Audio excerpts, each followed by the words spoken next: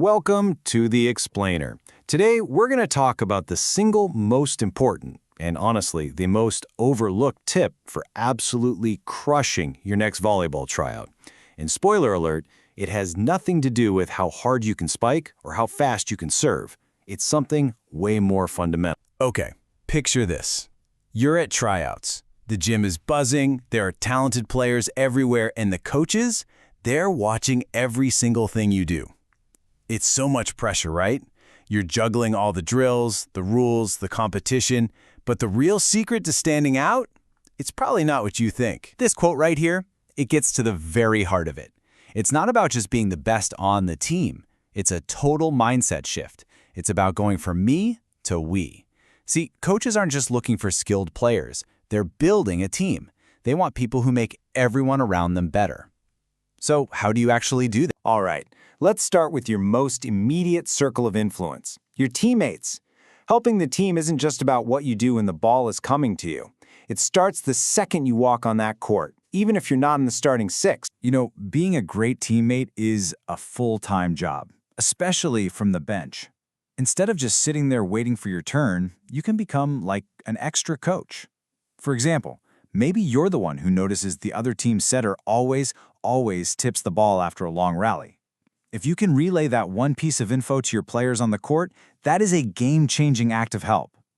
A strong bench isn't just waiting. It's actively winning points from the sideline. Now, what's so powerful about this quote is that it gets to the core of what real teamwork is. I mean, it's easy to cheer when your teammate gets a monster kill, right? But what about when they shank a perfect pass or miss a serve at a crucial moment? That's when they need you. Offering a, hey, shake it off, you got the next one, instead of an eye roll, that's what builds an unbreakable team. Okay, so you're helping your teammates. Great.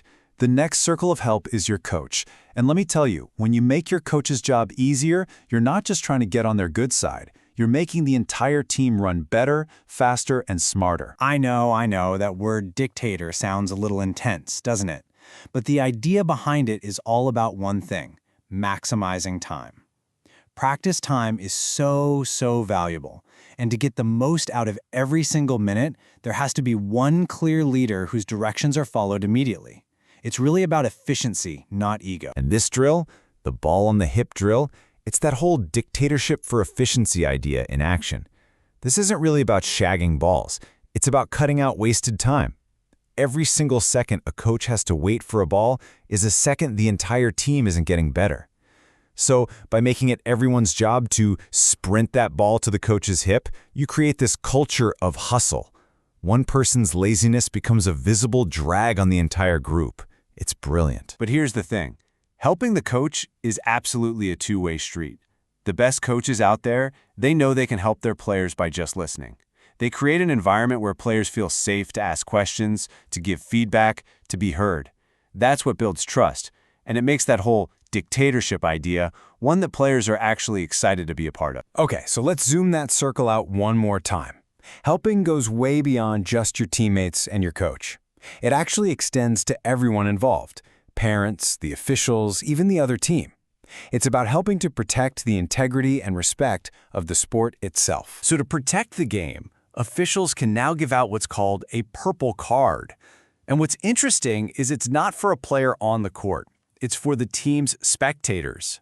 So if a parent or a fan is getting out of line, harassing the refs, trash-talking, the ref can literally stop the game and sanction the entire team because of it.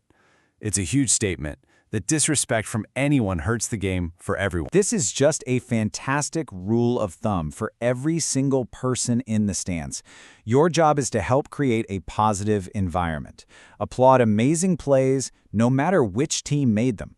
Booing or yelling at the refs doesn't actually help your team win. It just poisons the atmosphere in the gym. And if you think that sounds like an empty threat, think again. There was a documented case where a referee had to stop a match and clear the entire gym of spectators. The game did not continue until they were all gone. That's how seriously this stuff is taken. The actions of the crowd have real consequences. So it all comes down to this. Everyone helps the most by staying in their own lane. Parents help by being parents, providing that foundation of support, good food, and positive energy from the sidelines. Coaches help by being coaches, handling the X's and O's, the strategy, the in-game decisions. The whole system starts to fall apart when those roles get blurry, like a parent trying to coach from the stands. That doesn't help anyone. It just creates confusion and undermines the coach. Okay, so we've talked about how people can help. But what if there was another way to help? A new kind of tool? That brings us to our final circle, the invisible help from new technology, like AI, that's becoming this incredible assistant for players and coaches. What you're looking at here is not science fiction. This is a real-time AI dashboard that coaches are using right now. Every single player is being tracked on dozens of metrics, things like their top speed and, more importantly, their jump height. The AI can actually flag when a player's jump height starts to drop over the course of a practice, signaling they're getting tired before an injury can happen. That's data, helping coaches keep their teams safe and healthy. So how does the dashboard even get all that information? Well, it starts with a tiny, wearable sensor like this one. A player might wear it in a little pouch on their back. This tiny device is a beast, capturing thousands of data points every second on every single movement.